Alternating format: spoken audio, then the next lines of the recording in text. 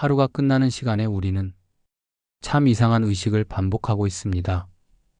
몸은 이미 축 늘어져 있는데 머릿속에서는 오늘의 나를 재판하듯 신문하기 시작합니다.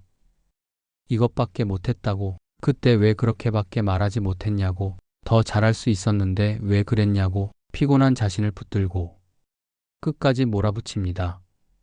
다른 누구도 아닌 나 자신이 나를 가장 가혹하게 대하는 순간입니다.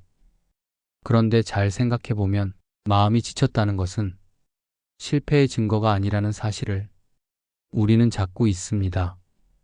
마음이 지쳤다는 건 하루를 버텼다는 뜻이고, 관계 속에서 애를 썼다는 뜻이고, 주어진 일을 어떻게든 해내려고 악착같이 노력했다는 흔적입니다. 지친 마음은 나약함의 표지가 아니라 오늘을 통과해낸 사람에게만 나타나는 자연스러운 반응입니다. 회사에서 상사의 눈치를 보며 버틴 사람, 하루 종일 고객의 불평을 들으며 미소를 유지한 사람, 어떻게든 아이에게 화내지 않으려고 마음속에서 수십 번 숨을 고른 사람, 이번 달 카드값을 맞추려고 머릿속에서 계산기를 두드리던 사람, 이 모든 사람들에게 저녁이 되면 공통적으로 찾아오는 감정이 있습니다. 몸이 무겁고 머리는 둔해지고 사소한 말에도 서운해지고 아무 말도 하기 싫어지는 바로 그 상태입니다. 우리는 그 평범한 피로를 두고 자꾸만 나 자신을 문제 삼습니다. 사실 우리 안에는 이상한 기준이 하나 자리 잡고 있습니다. 항상 성실해야 하고, 항상 밝아야 하고, 항상 여유 있고 멋있어야 한다는 보이지 않는 기준입니다.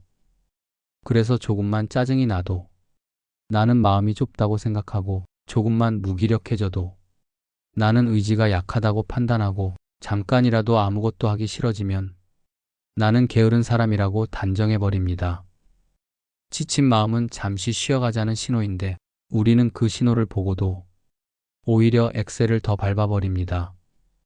하루를 돌이켜보면 우리가 자책하는 이유는 대부분 결과가 크지 않아서가 아니라 스스로 세운 기대에 미치지 못했다고 느끼기 때문입니다. 오늘은 꼭 일찍 일어나자고 다짐했는데 알람을 몇 번이나 미루고, 겨우 눈을 떴을 때 오늘은 웃으면서 대하자고 마음먹었는데 결국 화를 내고 말았을 때 오늘은 나를 위해 무언가 하나라도 해주자고 했는데 또 하루를 남들 일에만 쓰고 말았을 때, 이런 순간마다 우리는 지친 마음을 쓰다듬어 주기는커녕 더 세게 밀쳐냅니다. 하지만 마음이 지쳐 있다는 사실 자체는 잘못이 아닙니다. 오히려 그 감정 속에는 내가 얼마나 애쓰고 있는지가 고스란히 담겨 있습니다. 상처받지 않기 위해, 버티기 위해, 버려지지 않기 위해, 조금이라도 인정받기 위해 하루 종일 긴장하며 살아온 사람에게 피로가 찾아오는 것은 너무도 자연스러운 일입니다. 문제는 지친 마음이 아니라 그 지친 마음을 바라보는 나의 시선입니다. 만약 내가 아닌 다른 누군가가 똑같이 지쳐서 내 앞에 앉아 있다면 우리는 아마 이렇게 말하지 않을 것입니다. 너는 왜 이것밖에 못했냐고, 왜 이렇게 약하냐고, 왜 더 잘하지 못했냐고 몰아붙이지 않을 것입니다. 오히려 수고했다고, 그 정도면 충분히 잘했다고, 힘들었겠다며 등을 토닥여 줄 것입니다. 이상한 일은 그 따뜻한 말을 나 자신에게만큼은 거의 건네지 않는다는 점입니다. 이 이야기의 시작점은 거창한 성공이나 위대한 결심이 아닙니다. 그저 하나입니다. 마음이 지쳐도 그 사실만으로 나를 비난하지 말자는 작은 약속입니다. 오늘도 겨우겨우 하루를 통과해 온 나를 향해 조금 다른 말을 건네보는 것, 거기서부터 이 이야기를 천천히 이어가려 합니다. 하루를 끝내고 집에 돌아오는 길, 우리는 종종 묘한 공허함과 함께 자신을 향한 날 선 시선을 세우곤 합니다. 해야 할 일은 했지만 만족스럽지 않고, 누군가에게 상처 주지 않으려 조심했지만 결국 마음 한구석이 쓰라리고 그 어떤 성취도 없었던 것만 같은 늦은 밤에 우리는 스스로에게 가장 먼저 화살을 돌립니다. 마음이 지쳤다는 사실을 인정하는 대신 왜 더 잘하지 못했는지를 따지고 왜 이렇게 흔들리는지를 자책하며 지쳐있는 나를 또다시 몰아붙입니다. 이 도입은 우리가 얼마나 오랫동안 자신에게 가혹했는지를 돌아보게 하는 관문입니다. 하지만 마음이 지쳤다는 것은 결코 특이한 상태가 아닙니다. 철학자들은 오래전부터 인간의 피로가 단순한 감정이 아니라 존재의 구조에서 비롯된 것임을 알고 있었습니다. 니체는 인간이 삶을 견디는 힘, 즉 생의 의지가 약해질 때 회의와 의심이 그림자처럼 따라온다고 말했습니다. 우리는 힘이 떨어지면 그대로 쉬어야 하지만 오히려 마음이 약해졌다는 이유로 더 강한 채찍을 휘두릅니다. 그 결과 피로는 두 겹이 됩니다. 하나는 육체의 피로, 또 하나는 그런 자신을 탓하는 마음의 피로입니다.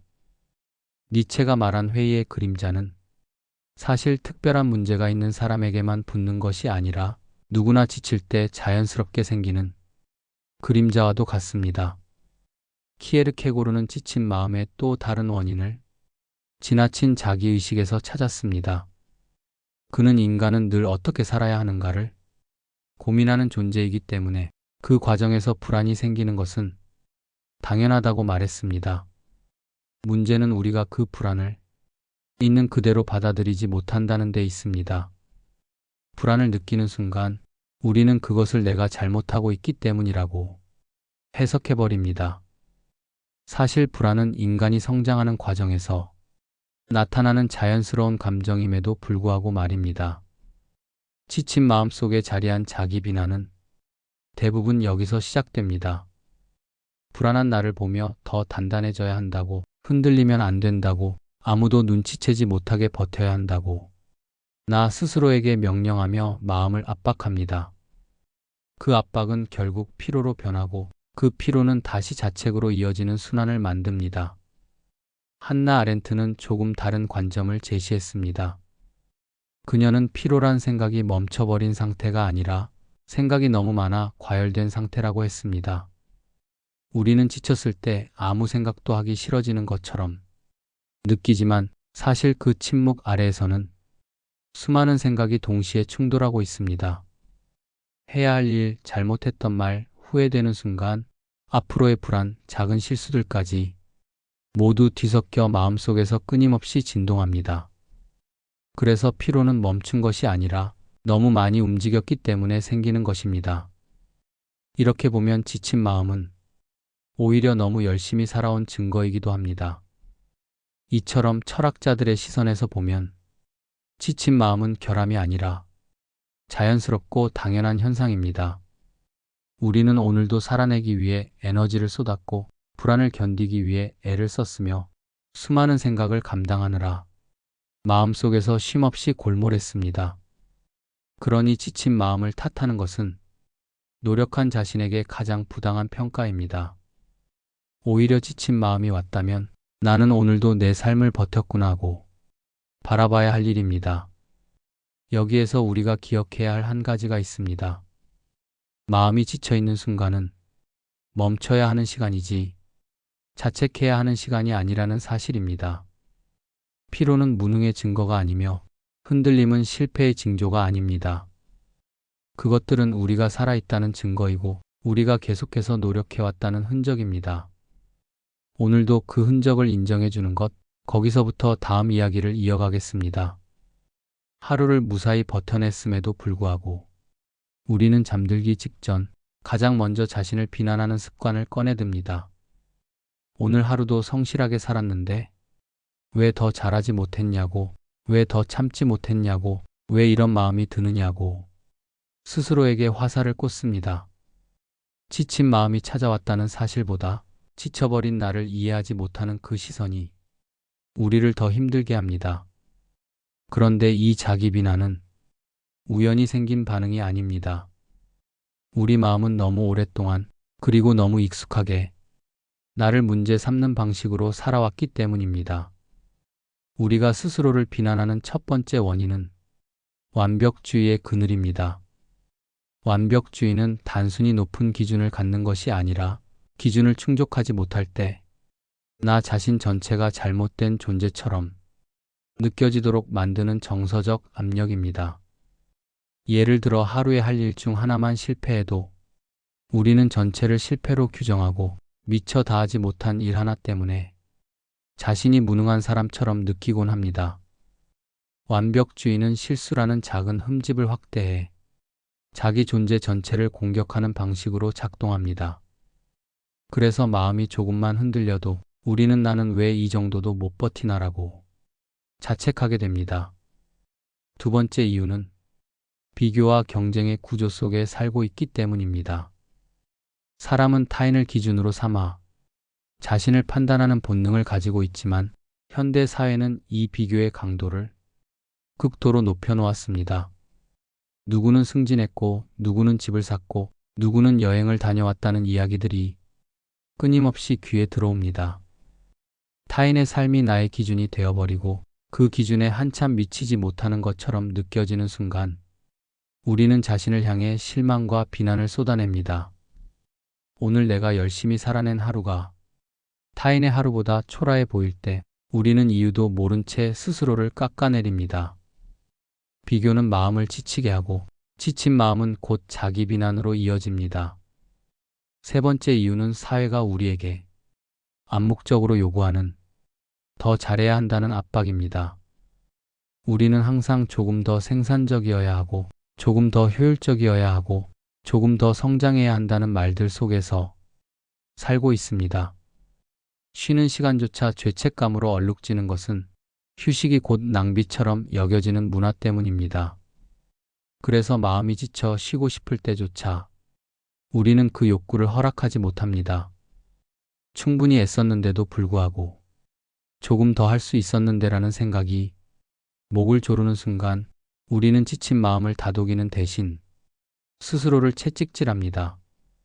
마지막 이유는 SNS가 만들어낸 끊임없는 자기검열입니다. SNS는 사람들의 가장 빛나는 순간만을 모아놓은 전시장이며 거기서 서로의 완벽한 장면만 비교하게 됩니다. 누군가는 웃고 있고 누군가는 여행 중이고 누군가는 멋진 글을 쓰고 있고 누군가는 성과를 올립니다. 우리는 그 장면들을 보며 나는 왜 저렇게 살지 못할까라는 생각을 자연스럽게 품습니다. 그리고 그 질문은 결국 자기 비난으로 이어집니다.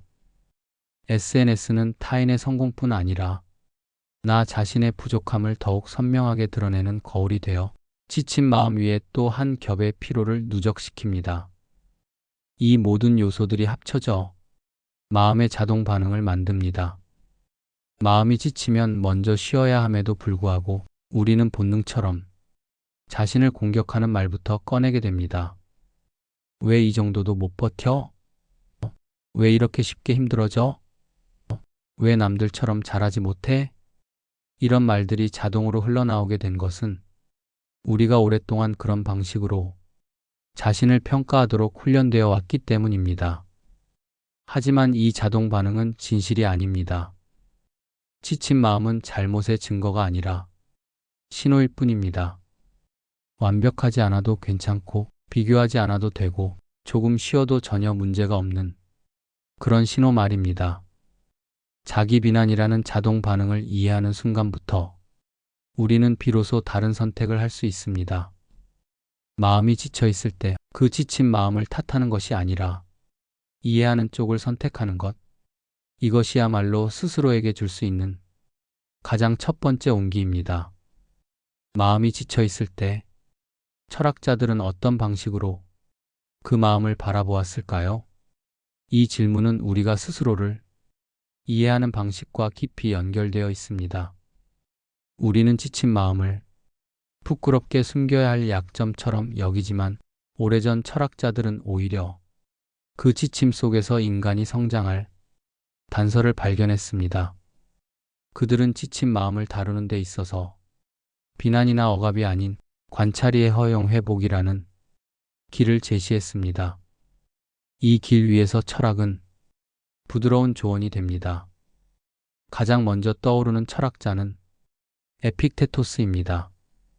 그는 우리가 지칠 때 가장 먼저 무너지는 것이 구분 능력이라고 말했습니다. 외부에서 벌어지는 일과 내가 결정할 수 있는 일을 나누어 보는 단순한 작업이 지친 순간에는 잘 되지 않습니다. 마음이 피로해지면 사소한 일도 크게 느껴지고 타인의 반응 하나에도 과도하게 흔들립니다. 에픽테토스는 바로 이런 상황에서 가장 필요한 것이 통제할 수 있는 것과 없는 것을 구별하는 일이라고 이야기했습니다. 예를 들어 오늘 누군가의 기분이 나빴던 것은 내가 통제할 수 없는 일이고 내가 그 상황에 대해 어떻게 반응할지는 내가 선택할 수 있는 영역입니다. 지친 마음을 다루는 첫 번째 철학적 처방은 바로 이 경계 긋기입니다. 경계가 생기면 마음은 즉시 조금은 가벼워집니다. 내가 붙들고 있던 무게의 절반이 사실은 내가 통제할 수 없는 것이었다는 사실을 이해하는 순간 우리는 스스로에게 불필요한 채찍을 거둘 수 있습니다. 다음으로 피이테는 지친 마음을 잠시 꺼진 불씨라고 보았습니다. 그는 인간의 자아는 계속해서 자신을 새롭게 확정하는 존재라고 말했다는 점에서 중요한 생각을 제공합니다. 피이테가 강조한 것은 너는 다시 시작할 힘을 이미 가지고 있다는 사실입니다. 지친 마음이 찾아왔다는 것은 의지가 사라진 것이 아니라 잠시 작동을 멈췄을 뿐이라는 의미입니다.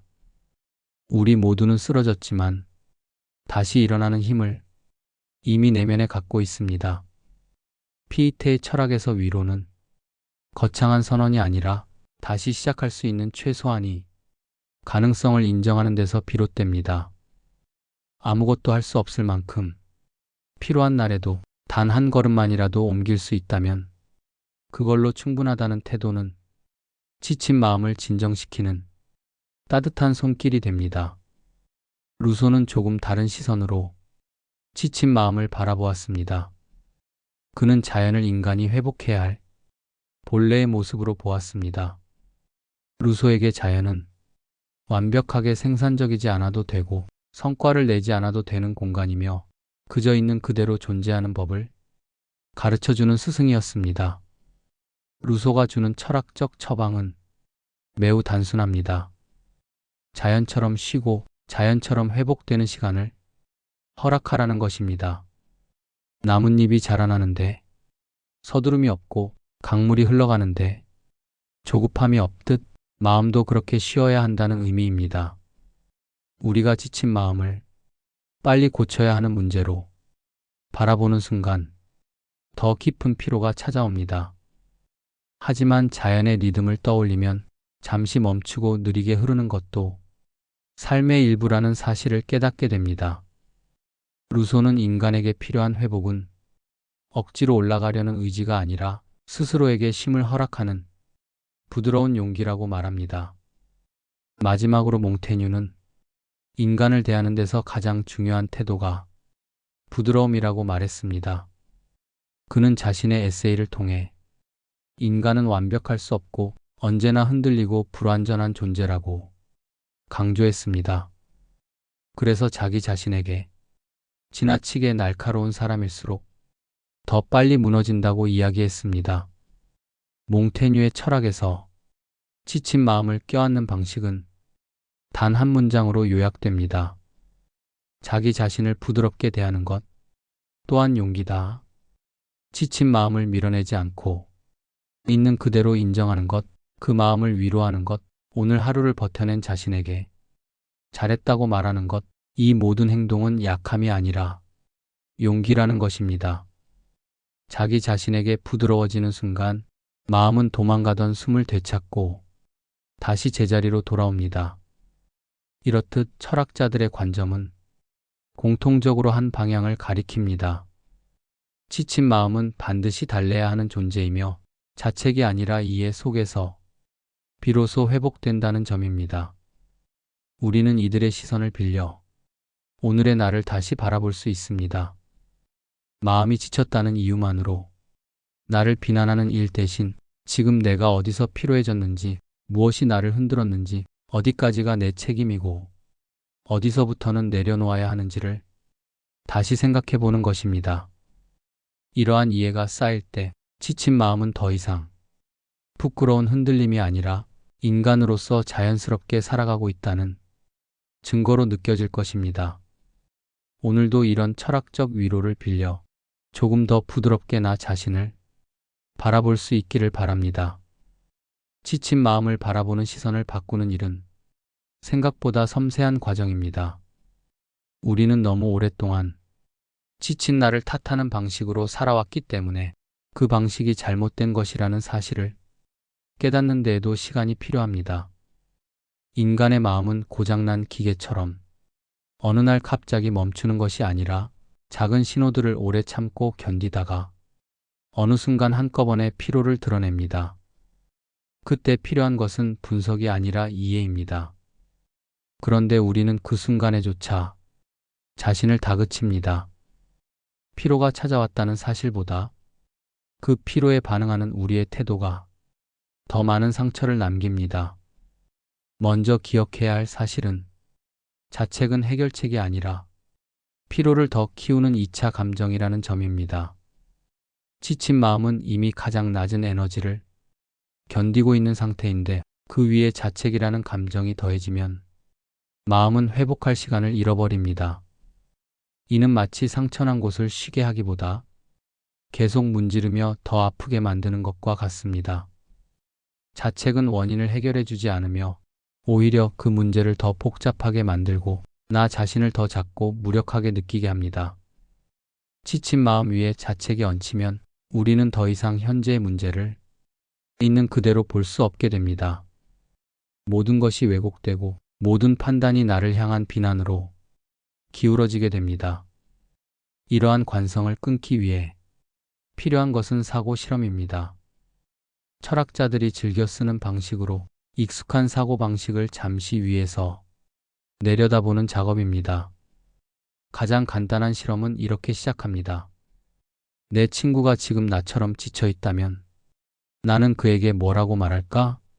대부분의 사람들은 이 질문 앞에서 조용히 멈칫합니다. 그리고 금세 떠올립니다. 아마 이렇게 말할 것입니다. 그 정도면 충분히 잘했어. 너무 무리하지 마. 너는 이미 많은 걸 하고 있어. 그런데 이상한 점은 우리는 똑같은 말을 나 자신에게는 거의 건네지 않는다는 사실입니다. 친구에게는 진심으로 위로를 건네면서도 그 진심을 나에게 적용하는 일에는 인색합니다. 이 사고 실험은 우리의 마음이 얼마나 불균형한 방식으로 작동하고 있는지 아주 선명하게 드러내줍니다. 또 다른 사고 실험은 질문을 바꾸는 것입니다. 내가 나를 이렇게까지 몰아붙여야만 하는 이유는 무엇일까? 이 질문은 자책의 배경을 비추는 역할을 합니다. 우리는 흔히 그냥 그래야 할 것 같아서라는 막연한 압박감 속에서 스스로를 몰아붙입니다. 하지만 이유를 정확히 묻기 시작하면 대부분의 경우 그 압박감은 명확한 근거가 아니라 습관에서 비롯되었음을 알게 됩니다. 어릴 때부터 배워온 완벽함의 기준, 실수하면 안 된다는 공포, 남들과 비교하며 자신을 증명해야 한다는 강박 등이 무의식 속에 쌓여 자동적으로 반응하게 된 것입니다. 사고 실험은 바로 이 자동 반응을 깨뜨려주고 자책을 멈출 수 있는 작은 틈을 만들어줍니다. 이제 질문을 조금 더 깊게 가져가 볼 수도 있습니다. 나는 왜 나에게만 이렇게 엄격할까? 이 질문은 스스로를 향한 시선을 뒤집는 과정입니다. 나 자신을 계속해서 몰아붙이는 사람들 대부분은 타인에게는 따뜻하고 너그럽습니다. 누가 힘들다고 하면 금세 공감하고 누구의 사소한 실수에도 이해를 보여줍니다. 그런데 유독 자신에게만큼은 가장 차갑습니다. 이는 우리가 타인을 바라볼 때는 그 사람이 얼마나 애쓰고 있는지가 보이기 때문이고 자신을 바라볼 때는 내가 못한 것만 보이기 때문입니다. 시선의 초점이 다르기 때문에 마음의 해석도 달라지는 것입니다. 그렇다면 지친 마음을 어떻게 바라보면 좋을까요? 가장 중요한 변화는 평가하려는 마음을 멈추는 것입니다. 지친 마음을 도덕적 문제나 의지력의 문제로 해석하지 말고 그냥 하나의 현상으로 바라보는 것입니다. 아, 내가 지금 좀 힘들구나라는 말 한마디로도 마음은 즉시 숨을 쉽니다. 지친 마음을 탓하지 않는 시선이 생길 때 마음은 스스로 회복할 공간을 찾아냅니다. 우리는 모두 누군가에게는 따뜻한 위로를 건넬 줄 아는 사람들이지만 정작 그 따뜻함을 자신에게는 돌려주지 못합니다. 그러나 철학이 말하는 회복의 첫걸음은 언제나 같습니다. 나에게도 그 따뜻함을 허락하는 것. 오늘 지친 마음을 붙들고 있는 당신에게 필요한 말도 사실 아주 단순합니다. 충분히 잘하고 있고 지금 이 상태도 괜찮으며 잠시 멈춰도 된다는 말입니다. 그 말이 스스로에게 자연스럽게 전해지는 순간 자책이라는 오래된 관성은 조금씩 힘을 잃고 마음은 다시 제자리로 돌아오기 시작합니다. 마음이 지쳤을 때 우리는 흔히 조금 더 힘내야지라는 말로 자신을 밀어붙입니다. 하지만 철학은 전혀 다른 방향을 가리킵니다. 지친 마음을 다루는 가장 현실적이고 효과적인 방법은 더 열심히 버티는 것이 아니라 나 자신을 대하는 태도를 바꾸는 것입니다. 그 태도는 거창한 결심이나 대단한 실행이 아니라 아주 작은 행동들로부터 시작됩니다. 작은 행동들이 마음의 무게를 덜어주고 복잡한 생각의 매듭을 조금씩 풀어주며 다시 살아갈 힘을 회복시켜줍니다. 이 부분은 철학자들이 강조했던 일상의 실천을 바탕으로 구성된 누구나 바로 적용할 수 있는 회복의 방법들입니다. 가장 먼저 할 수 있는 일은 나에게 친절한 말 한 줄을 적는 것입니다. 지친 마음일수록 문장 하나가 큰 힘이 됩니다. 이때 필요한 건 긍정적인 구호가 아니라 있는 그대로의 자신을 인정해주는 말입니다. 오늘도 많이 애썼다. 괜찮아. 내가 뭘 느끼든 자연스러운 거야. 조금 쉬어도 돼. 이런 말들은 단순해 보이지만 마음이 지친 상태에서는 그 단순함이 가장 효과적입니다. 에너지가 바닥날수록 사람은 복잡한 위로를 받아들이기 어려워지기 때문입니다. 한 줄의 문장을 통해 우리는 스스로에게 아주 작은 안전지대를 마련합니다. 이 문장은 그날 하루를 버텨낸 나에게 건네는 짧은 포옹과도 같습니다. 두 번째는 내일이 아니라 오늘을 쉬어주는 일입니다. 대부분의 사람들은 이 일만 끝나면 쉬어야지, 내일부터는 조금 여유를 가져야지라고 말합니다. 그러나 지친 마음에게 내일의 휴식은 의미가 없습니다. 마음은 미래의 약속보다 지금 이 순간이 쉼을 필요로 합니다. 철학은 늘 현재에 대해 이야기해 왔습니다.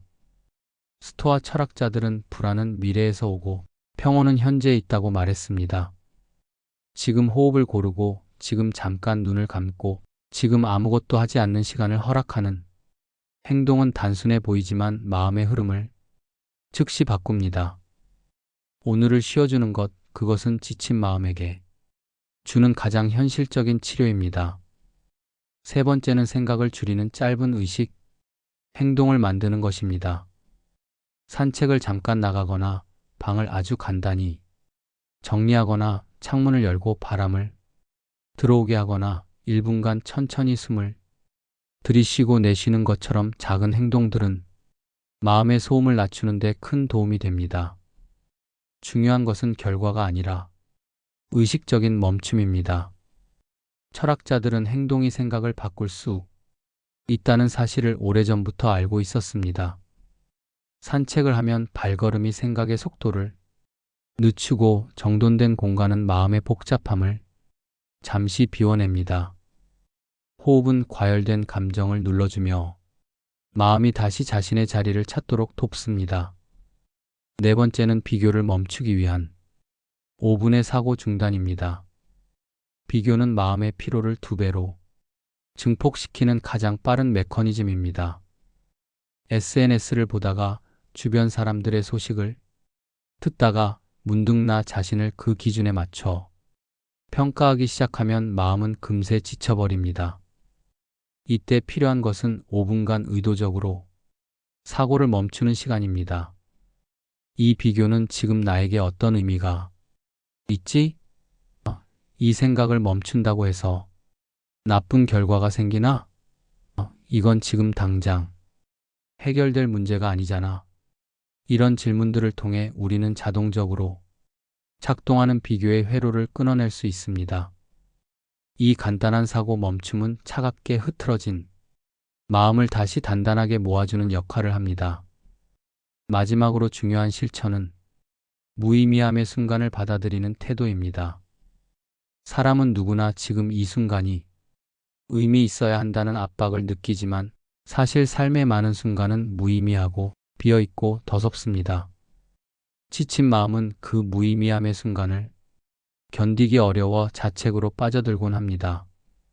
그러나 철학자들은 이런 순간을 삶의 중요한 일부로 바라보았습니다. 아무것도 하고 싶지 않은 시간, 멍하니 앉아있는 시간, 의욕이 전혀 생기지 않는 시간도 자연스럽게 흘러가는 리듬 속에 포함되어 있습니다.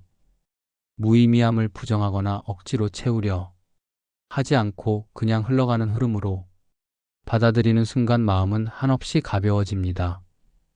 이 모든 실천들은 단순하지만 삶의 무게 안에서 마음을 회복시키는 깊은 힘을 가지고 있습니다. 지친 마음을 억지로 고치는 것이 아니라 부드럽게 돌보는 방식입니다. 나에게 다정한 문장 하나를 쓰고 오늘을 쉬어주고 짧은 의식을 만들고 비교를 잠시 멈추고 무의미함을 허용하는 일. 이 5가지는 마음이 다시 움직일 힘을 찾아가는 가장 온화한 철학적 행동들입니다. 오늘도 지친 마음이 있다면 그 마음을 밀어내지 말고 이렇게 작은 실천 하나로 보듬어 줄 수 있기를 바랍니다. 하루가 끝나는 이 시간, 우리는 종종 자신을 가장 먼저 비난하는 사람으로 살아갑니다.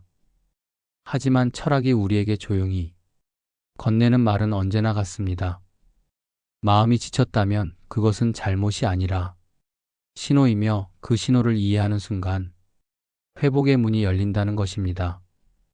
지친 마음을 탓하는 대신 그 마음이 왜 그렇게 무거워졌는지 살펴보는 태도는 스스로에게 줄 수 있는 가장 큰 선물입니다. 오늘을 살아낸 나를 바라보는 일은 결코 사소하지 않습니다. 오히려 그 이해와 인정 속에서 우리는 다시 살아갈 힘을 얻게 됩니다. 우리가 자주 하는 착각은 지치지 않아야 한다는 믿음입니다. 하지만 지치지 않는 인간은 없습니다. 흔들리지 않는 사람도 없고 완벽하게 하루를 채우는 사람도 없습니다.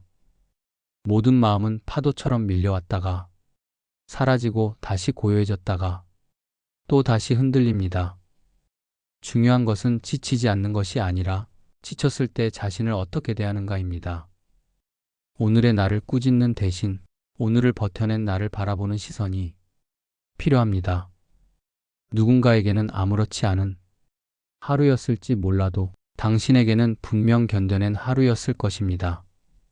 마음이 지쳤다는 사실은 실패가 아니라 당신이 오늘도 살아냈다는 조용한 증거입니다. 타인의 기대에 맞추려 애썼고 상처받지 않으려고 조심했고 누구에게도 무너지지 않으려 스스로를 다잡았던 하루였다면 그 피로는 너무나도 자연스럽습니다. 우리는 너무 오랫동안 스스로를 다그치는 방식으로만 살아왔기에 자신을 이해하고 다독이는 일이 어색하게 느껴질 뿐입니다. 하지만 철학은 말합니다. 인간은 자신에게 부드러워질 때 비로소 성장한다고. 자기 자신을 온전히 이해하는 순간 마음은 다시 숨을 쉬기 시작한다고. 오늘 지친 마음이 있다면 그 마음을 내쫓으려 하지 말고 잠시 곁에 두세요. 그래, 오늘 나는 많이 힘들었구나. 이 짧은 문장 하나가 마음의 무게를 절반으로 줄여줍니다. 자책 대신 이해를 선택하는 순간 우리는 자신을 다시 일으켜 세울 힘을 얻게 됩니다.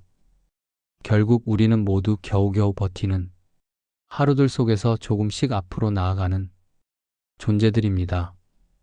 거창한 의지가 없어도 괜찮고 완벽하지 않아도 괜찮습니다. 중요한 건 단 하나입니다. 지친 나를 나무라지 않는 것. 이해하려는 마음이 생겼다면 그걸로 충분합니다. 당신은 오늘도 겨우겨우 걸어왔지만 그 겨우 속에는 당신이 아직 포기하지 않았다는 작고 단단한 용기가 숨어 있습니다.